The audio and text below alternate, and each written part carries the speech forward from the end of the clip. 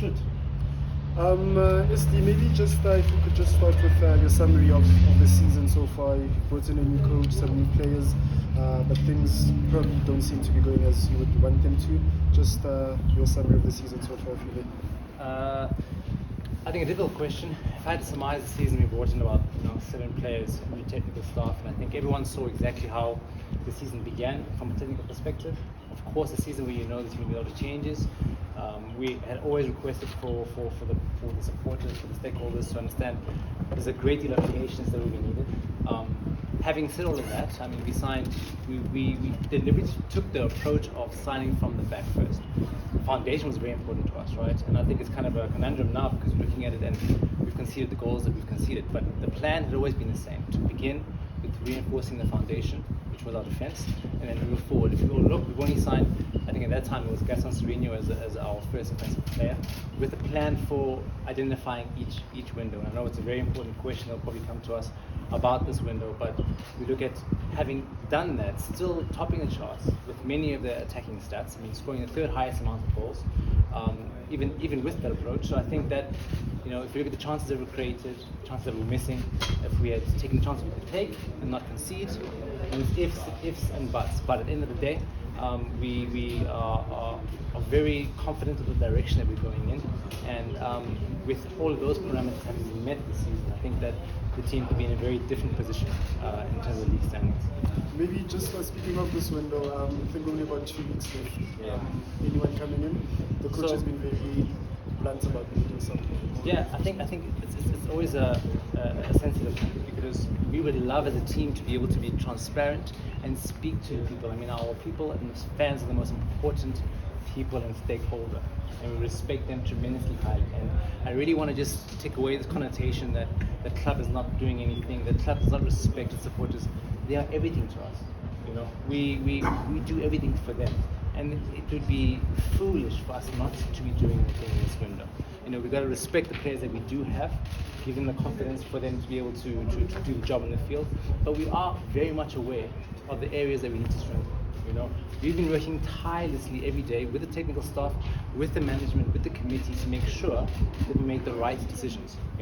And we obviously have been engaged with many clubs, with many players, but it's very disrespectful to come out and speak about other clubs' players.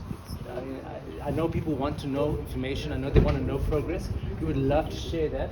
For us, not saying anything is us not respecting anybody. It's us not being negative, or us sitting in the office doing nothing.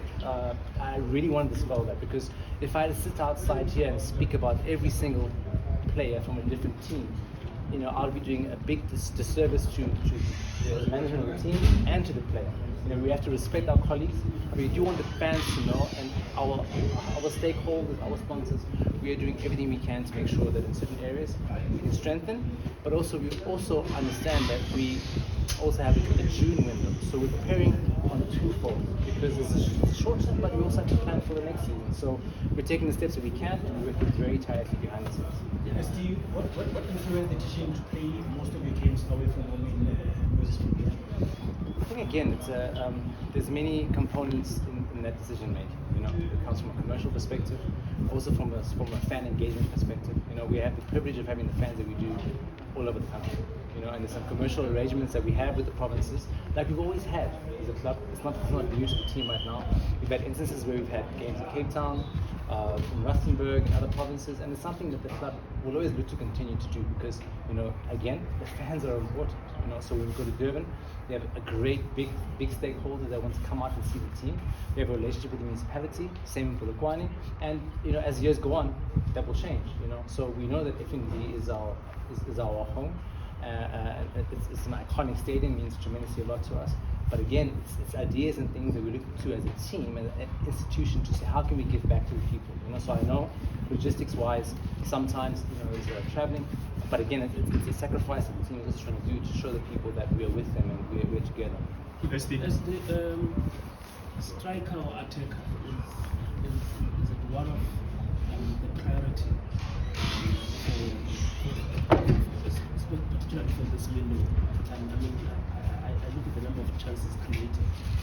just look at the stats and the conversion rate as well. Maybe if you can just give us the priority areas without mentioning particular names, and also how difficult is this really? Because we are looking for best players in other clubs, and those clubs also rely on these players to carry the season. You know, I don't want to have any excuses. I don't want to come now and say, listen guys, it's a tough window, clubs don't want to release. Whether it's Jan or June, it's the same, right? Clubs always want to have their best players. You must negotiate, you must identify, and you must close deals. That's our responsibility. So having said that, offensively is definitely an area that since the beginning of the season, we want goals. We want goals and we don't want to concede. You know, so I think that's the one position most clubs every year, internationally, locally, are always looking to get a competitive advantage. You know, so we're definitely looking up front. We're looking at attacking options, like I said, having created all the chances that we've had, having played the offensive football that we have had, with only signing one attacking player.